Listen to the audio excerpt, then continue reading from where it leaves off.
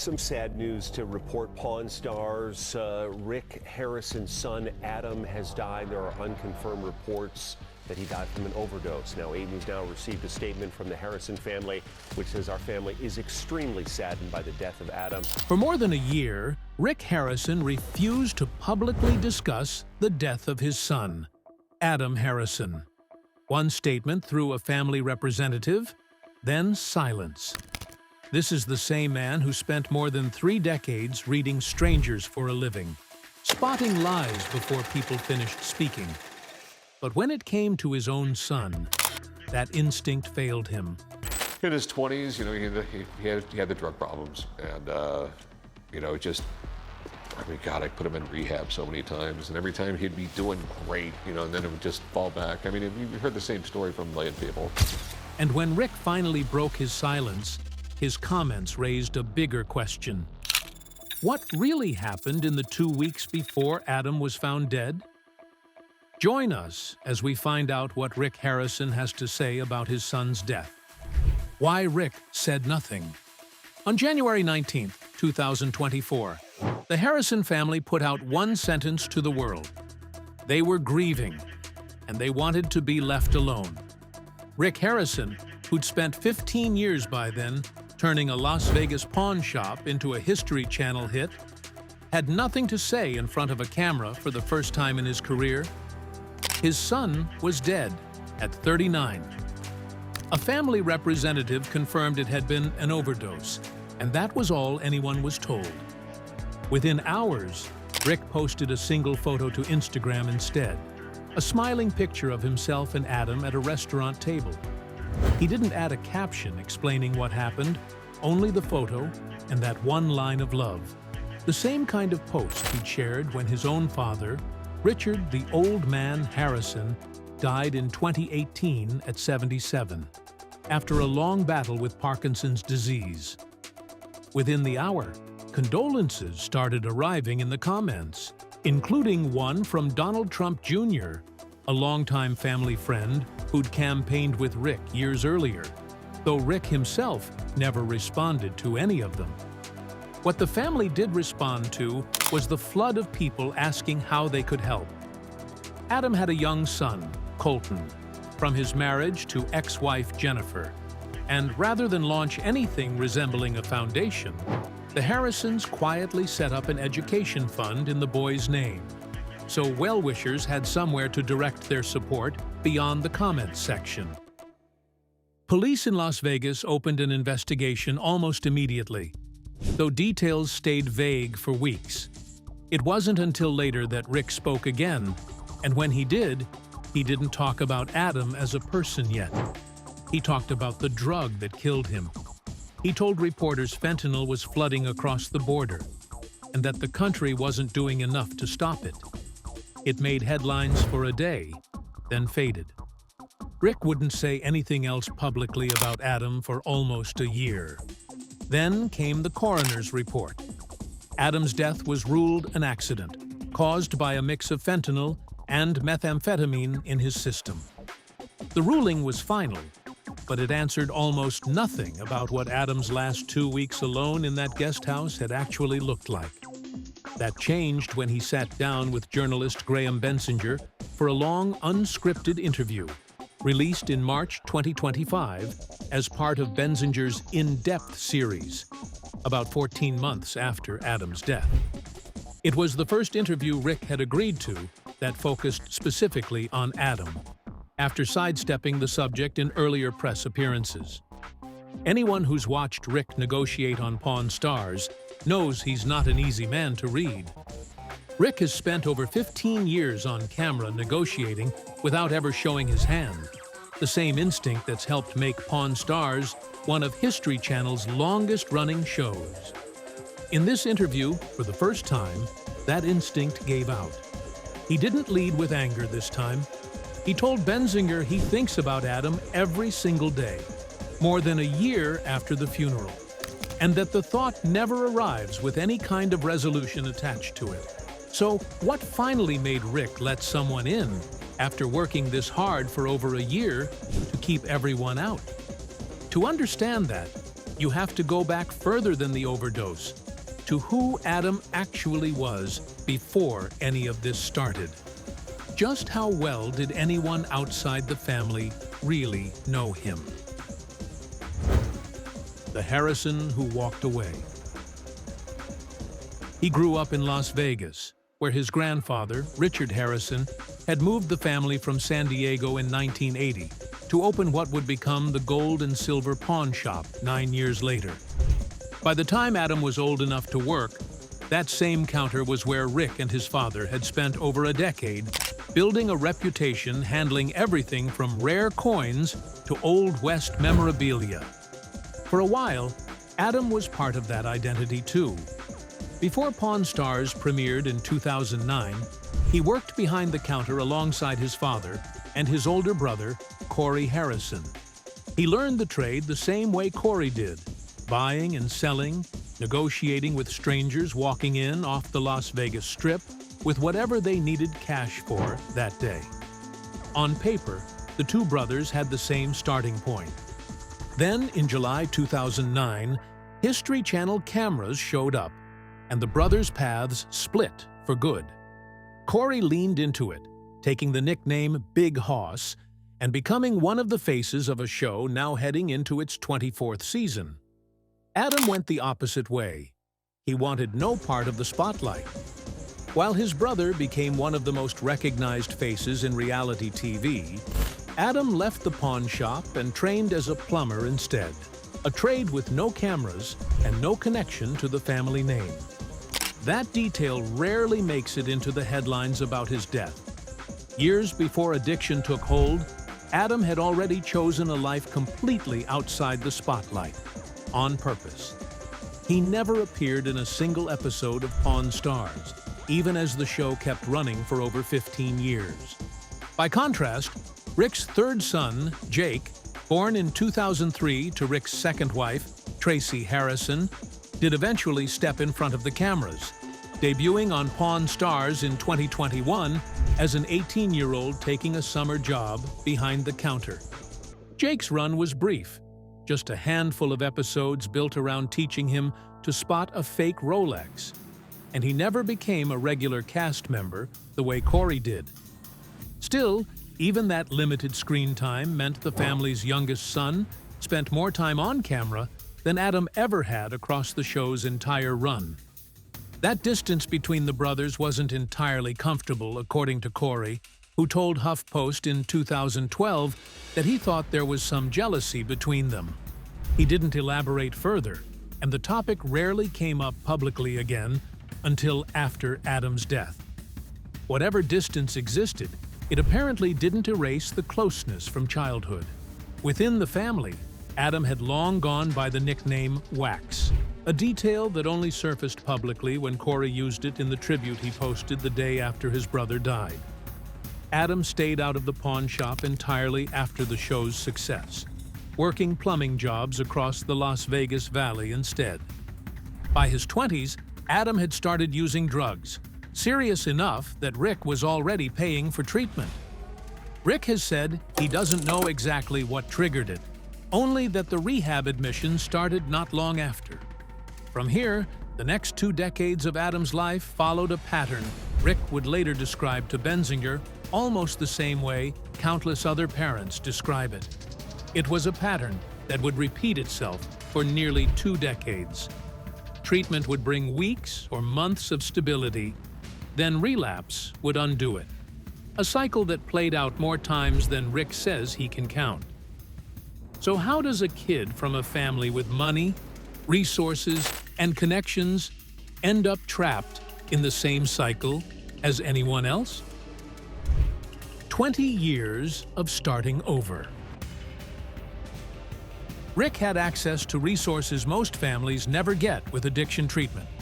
By 2026, his net worth was estimated at $5 million. Money he says he never hesitated to spend on his son's recovery, paying for residential treatment more than once, plus follow-up care afterward. By his own account, he put his son into rehab more times than he could easily count. Each stay in treatment did exactly what it was supposed to. Each time, it actually worked, at least for a while. Adam would come out sober, working again, able to hold a conversation without his family bracing for what came next. For a few weeks, maybe longer, Rick would let himself believe the worst was finally over. Then, without warning, he'd fall back into the same drug use that had pulled him under in his 20s, sometimes within months of finishing a program. Rick has since said he's heard that same story, doing great and then falling back, from countless other parents going through it. What made it worse was that each relapse came with new consequences, strained relationships with his brother and father, and eventually, run-ins with the law that would leave him behind bars for months at a time before his death. Each relapse meant Rick was starting the same fight over again. Another treatment center, another stretch of waiting to see if it would hold.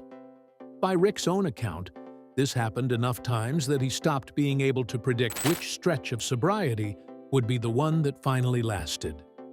That's the cycle Rick lived inside for the better part of 2 decades. Somewhere along the way, the substance changed too, and that change mattered more than anyone in the family understood at the time. Adam's drug use had roots in more familiar substances, but by the final stretch of his life, what he was actually getting wasn't what he thought it was. Street drugs across the country had quietly been cut with something far more dangerous than what came before: a synthetic opioid called fentanyl, roughly 100 times stronger than morphine, according to federal drug officials. An amount smaller than a few grains of salt, something you could barely see sitting in your palm, is enough to kill a person, depending on their size. For Adam specifically, the heroin he'd used in his 20s, according to Rick, had given way by his late 30s to whatever was actually being sold on the street, which by then was just as likely to be cut with fentanyl. According to an incident report later obtained by the New York Post, Adam had spent months in custody before his death. At one point years earlier, Rick had Adam jailed for 2 months on purpose, hoping it would force him to get clean. Instead, he went straight back to using almost immediately after that release, which Rick has said is when he understood tough love wasn't going to be the thing that saved his son. Not long after his next release, Adam moved into a small guest house on the edge of Las Vegas, on his own, for what would turn out to be the last 2 weeks of his life. Nobody around him recognized it as the final attempt. The behavior a neighbor would later describe to police hadn't started yet. What actually happened in that guest house over the next 2 weeks? The last place. Adam was seen alive. The guest house sat behind a rental property in the Las Vegas area, a small, separate unit with its own entrance, the type landlords commonly rent out apart from the main house. Adam moved in roughly 2 weeks before he died. For those 2 weeks, he was essentially on his own, with a tenant renting the main house nearby and another woman living in an RV parked between the 2 buildings. That neighbor would later tell police that Adam's behavior had changed noticeably in his final days. He'd reportedly been pushing furniture against the door of the guest house, barricading himself inside. Paranoia and erratic, isolating behavior like that are common in heavy methamphetamine use, which can make a warning sign like a barricaded door look more like odd behavior than a medical emergency to people on the outside. At the time, neither neighbor thought it was serious enough to call anyone. The last confirmed sighting of Adam was January 17th. After that, the tenant in the main house started knocking on his door and getting no answer. Concerned, she checked his Facebook page and found a message he'd posted, telling people he was feeling sick and planned to quarantine for a while. It was the last message anyone received from him. 2 days passed. By January 19th, with still no response and growing concern, the tenant reached out to the property's landlord. The landlord went to check on the guest house himself and found Adam unresponsive in his bed. The Las Vegas Metropolitan Police Department was called to the scene shortly after. When police arrived, they found a small handful of items near where Adam had been lying. Containers holding an unidentified substance, a piece of foil with a partially used pill still on it, lighters, and straws consistent with drug paraphernalia. The Clark County Coroner's Office took the items into evidence and began toxicology testing. The official cause, once the coroner's office finished its work, was fentanyl combined with methamphetamine toxicity. Manner of death, accident. Toxicology found both fentanyl and methamphetamine in his system, a combination the coroner ruled was responsible for his death. Rick would later tell Benzinger that fentanyl, not the drugs Adam had used for years before, was the one that finally killed him. Rick got that phone call on a Friday afternoon in January, the one he'd been dreading since Adam's first stint in rehab, nearly 20 years earlier. This time, there was no rehab stay or jail sentence that could undo it. What Rick has struggled with most since that day isn't the guest house or the coroner's report. Was there anything he could have done differently? And if there was, why couldn't he see it in time? What haunts him most? That question is exactly where Rick was still stuck more than a year later, sitting across from Graham with a camera rolling. He didn't dodge it. For the first time publicly, he let people see what it actually looks like to carry that kind of guilt, the kind that has nothing logical behind it and refuses to leave anyway. He described running the same handful of questions through his head, over and over, for more than a year. Could he have done this differently? Could he have noticed something sooner? Some of those thoughts weren't even rational. He talked about imagining more than once, physically putting Adam in the back of a truck and driving him to Oregon, anywhere he couldn't get his hands on drugs.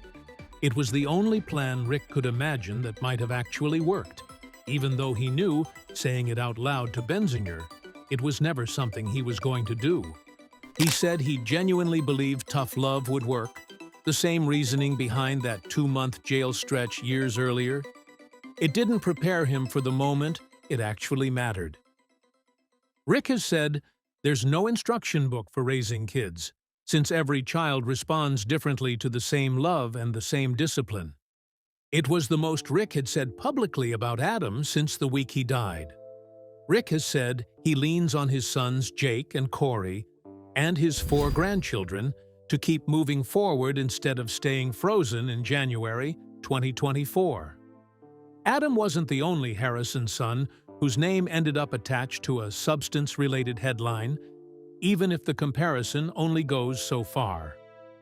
In September 2023, 4 months before Adam died, Las Vegas police arrested Corey for driving under the influence after officers spotted his truck swerving between a traffic lane and a bike lane near downtown. It was alcohol, not the opioids, that killed his brother, and nothing in Corey's record points to anything close to the 2-decade cycle Adam lived through. But it's a detail that complicates the idea that addiction was ever just one son's problem alone. 2 years after Adam's death, Rick's family found itself splitting time between a wedding and a hospital room. Rick and his longtime partner, Angie Polushkin, married twice within the same month. First in a small Las Vegas ceremony on January 3, 2026, officiated by an Elvis Presley impersonator, just days before Pawn Stars returned for its 24th season. Then in a larger ceremony in Cancun, Mexico, on January 27th. Corey was supposed to stand up as one of the groomsmen at the second wedding. Instead, he spent it in a Mexican hospital recovering from a solo motorcycle crash that broke 11 of his ribs, and, as complications including a punctured lung and internal bleeding surfaced in the days that followed, stretched his hospital time closer to 2 weeks and pushed his medical bills past $100,000, an amount a friend ultimately had to raise through a GoFundMe campaign rather than Corey asking his father for help. Rick drove down to see him in the hospital the day before the ceremony. then connected with him by FaceTime from the reception, while Rick's third son, Jake, served as best man. It was the family's second brush with a son's mortality inside 3 years, arriving in the middle of what was supposed to be one of its happiest weeks. None of it erases what happened in January 2024, but it means Rick is no longer just the father from that one interview. He's also the man who remarried, the father whose other son survived a near-fatal accident, and the grandfather of 4 kids who call him most days. That's where things stand for Rick Harrison right now. More than 2 years after the call, he says he'd been dreading for nearly 20. Do you think there was anything more Rick could have realistically done? Or does addiction eventually take the decision out of every parent's hands, no matter how hard they fight? And when a public figure finally opens up about something this personal, does that take real courage? Or does grief like this deserve to stay private, away from cameras and comment sections altogether? Share your thoughts with us in the comment section. Remember to like, share, and subscribe for more. Also, click the next video showing on your screen. You will enjoy it.